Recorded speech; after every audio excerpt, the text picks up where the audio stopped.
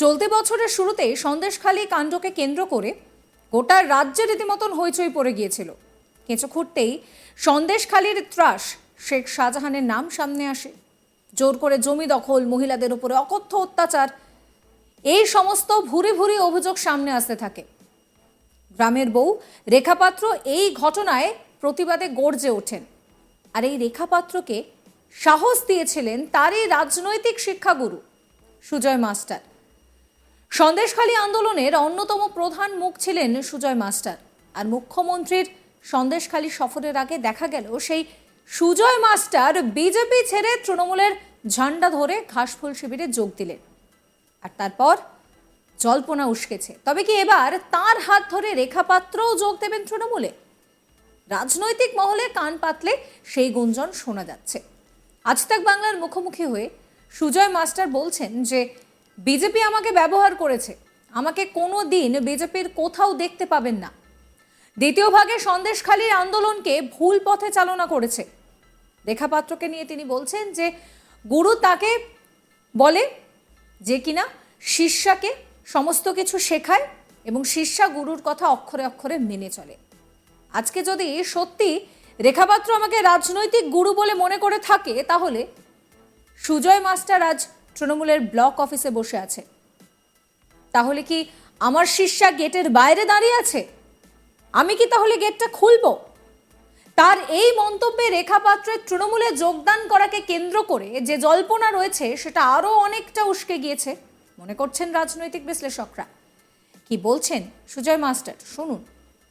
মুখ্যমন্ত্রী মমতা বন্দ্যোপাধ্যায় তার অরাজনৈতিক সভা করতে এসেছিলেন সন্দেশখালীতে, কিন্তু তারই আগে, ঠিক তার আগের রাত্রে বদলে গেল রাজনৈতিক সমীকরণ।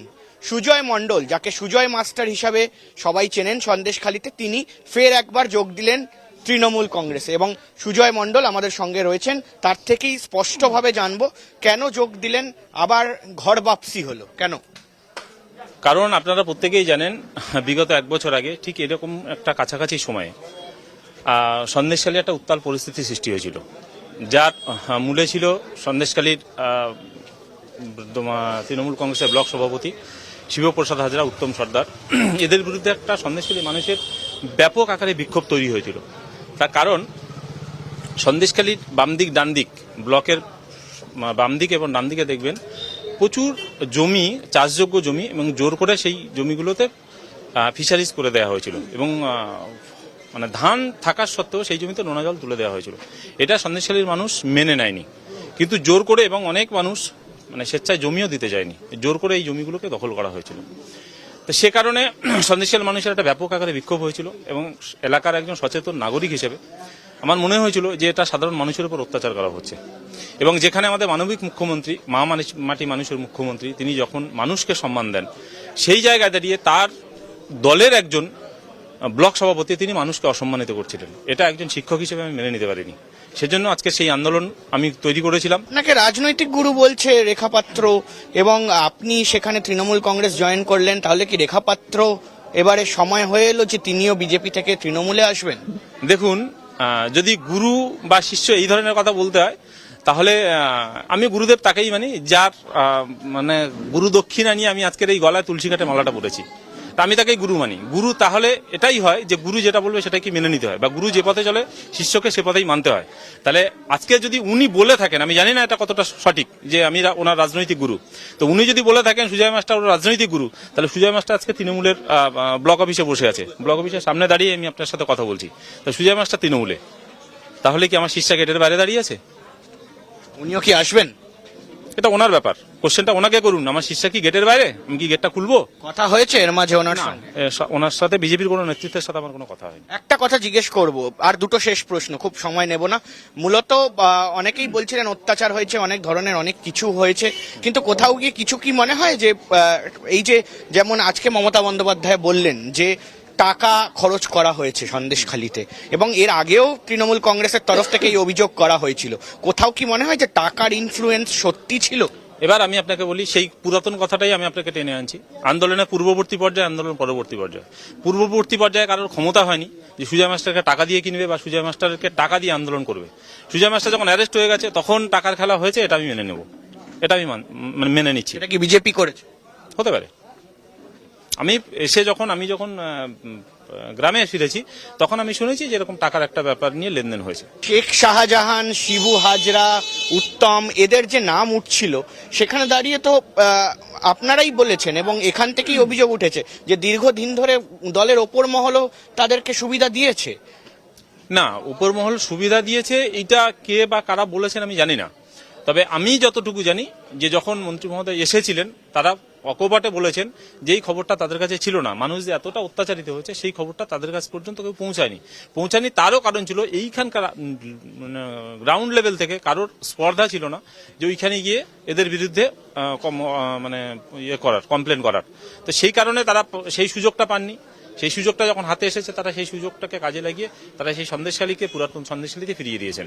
বিজেপিতে গিয়েছিলেন এবং মূল কথা বলতে যে কোথাও গিয়ে এই আন্দোলনের মুখ হিসাবে আপনি ছিলেন, আপনার পেছনে রেখাপাত্র ছিল এবং অনেক মহিলারা ছিলেন, তারাও বিজেপিতে জয়েন করেছিলেন। তখন কিভাবে বিজেপি জয়েন করা? তাহলে কি এই যে আন্দোলন সেই আন্দোলন অরাজনৈতিক হতে পারতো না? শুধু রাজনৈতিক দল জয়েন করলেই সেই ওটা প্রভাব পড়তো? আপনাকে আমি বলি, কি মনে হয়েছিল? আপনাকে আমি বলি, আপনি কোনো বিজেপির কোনো মিটিংয়ে আমাকে দেখাতে পারবেন না, বিজেপির পতাকা হাতে আপনি কোনোদিন আমাকে দেখাতে পারবেন না, আমার এলাকার কোনো পাড়া বৈঠকে বিজেপির আমাকে দেখাতে পারবেন না, আমাকে বিজেপির কোনো মিটিংয়ে কোথাও আপনি দেখাতে পারবেন না। তো সুতরাং আমার বিজেপি আমার গায়ে তকমা লাগিয়ে এটাতে কারোর কোনো ফায়দা হবে বলে আমার মনে হয় না। আমি বিজেপি কখনো করিনি। হ্যাঁ, তবে যখন আন্দোলন হয়েছিল তখন রেখাপাত্র আমার সঙ্গে আন্দোলনের সহসাথী ছিল। তারপরে আমি যখন অ্যারেস্ট হয়ে যাই তখন আন্দোলন বিপথে চালিত হয়। ঠিক আছে, সেই দিক থেকে সেই অ্যাঙ্গেল আন্দোলনের দুটো পার্ট আপনি ধরতে পারেন। প্রথম পর্যায়ে আমার অ্যারেস্ট হওয়ার আগ পর্যন্ত আন্দোলন সম্পূর্ণ অরাজনৈতিক। আমি অ্যারেস্ট হওয়ার পরে আন্দোলন কিন্তু বিপথে চালিত হয়েছে।